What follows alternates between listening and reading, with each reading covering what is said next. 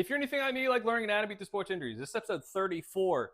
Eli Katoa, November 2nd, 2025. I'm fired up for this one, and you're about to be after watching this. This is Eli. Takes a shoulder from a teammate in warmups, okay? He's going to go down and his wrists are extended. Maybe posturing. They don't do a concussion check, and they send him out on the field. Takes a fist from a teammate here in the first half, and then he gets checked. He passes a concussion check, but finally takes this big blow from an opponent.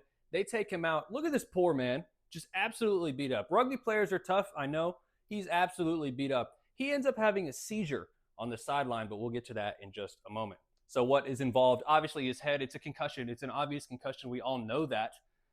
It's a coup, counter coup. So basically, your head is kind of free floating in your skull.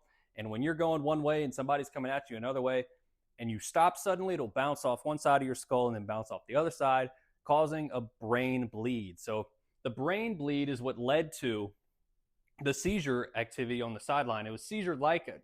I don't know if it was an outright seizure that you normally see with the convulsions and stuff, or whether it was kind of just staring or slurred speech or anything like that. Nonetheless, it's blood between the brain and the skull, increasing pressure on the brain and reducing oxygen.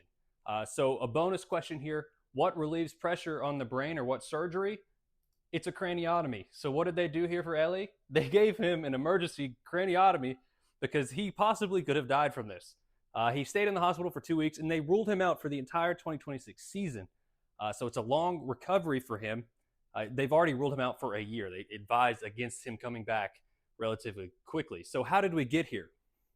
He was not evaluated by a team doctor after the first blow that we saw in that video where he sweat exploded off of his head. He was not evaluated by a doctor. They sent him out on the field. He passed the head injury assessment in HIA after his second blow to the head, a fist from a teammate. And then he goes back onto the field and was removed from the game after the third head injury, where he then had seizures and had to get carted off and taken to a hospital.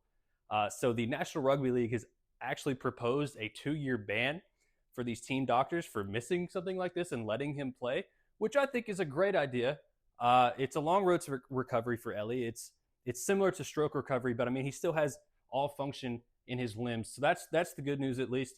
But nonetheless, that's Eli Katoa.